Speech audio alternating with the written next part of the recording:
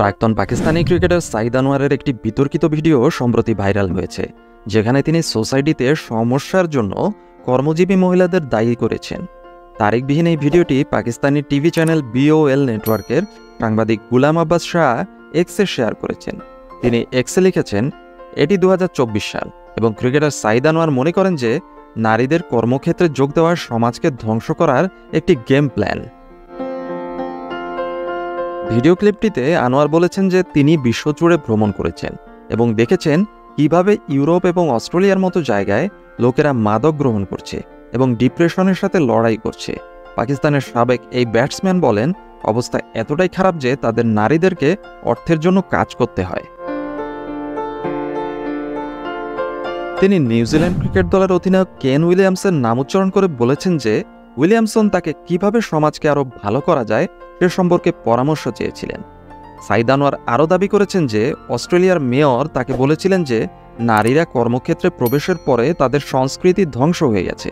পাকিস্তানের এই প্রাক্তন ওপেনার আরও বলেছেন যে পাকিস্তানে বিবাহ বিচ্ছেদের হার 3 বছরের মধ্যে 30% বেড়েছে, যখন মহিলারা নিজেরাই নিজেদের অর্থ উপার্জন শুরু করেছেন।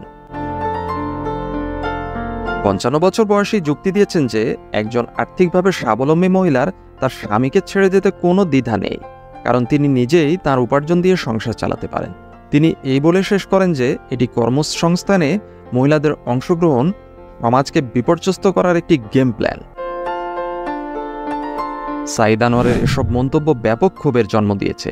একজন এক্স ব্যবহারকারী লিখেছেন, তার সেকেলে মানসিকতা নারী পুরুষের সমান অধিকার আদায়ের চলমান আন্দোলনের জন্য অপমানজনক। এটি আতঙ্কজনক যে 2024 সালে কেউ এখনও এই ধরনের প্রাচীন বিশ্বাসকে আঁকড়ে ধরে সমাজে মহিলাদের অবদানকে অবজ্ঞা করে। নারীদের কাজ করা কোনো গেম প্ল্যান নয়, এটি নারীর ক্ষমতায়ন এবং বর্তমান প্রেক্ষাপটে একটি অর্থনৈতিক প্রয়োজনীয়তা। ব্যক্তিগত মতামত, আসলে বিষয়টা নির্ভর করে একজন ইন্ডিভিজুয়ালের মন মানসিকতার উপর। একজন নারী যদি তার আত্মসম্মান এবং সম্ভ্রম রক্ষা করে কর্মস্থলে নিজের অর্জিত শিক্ষা এবং দক্ষতা প্রয়োগ করে অর্থ উপার্জন করতে পারেন এবং নিজ সংসারেও নিজ দায়িত্ব পালন করে তার স্বামীর সম্মান এবং সন্তুষ্টি অর্জন করতে পারেন এবং একইভাবে স্বামীও তার স্ত্রীর সন্তুষ্টি অর্জন করতে পারেন, তাহলে তো সুন্দর একটা সংসার তৈরি হবে, সুন্দর একটা সমাজ তৈরি হবে। তাহলে সেটা মন্দ কেন হবে, বরং অর্থনীতিতে অবদান রাখবে।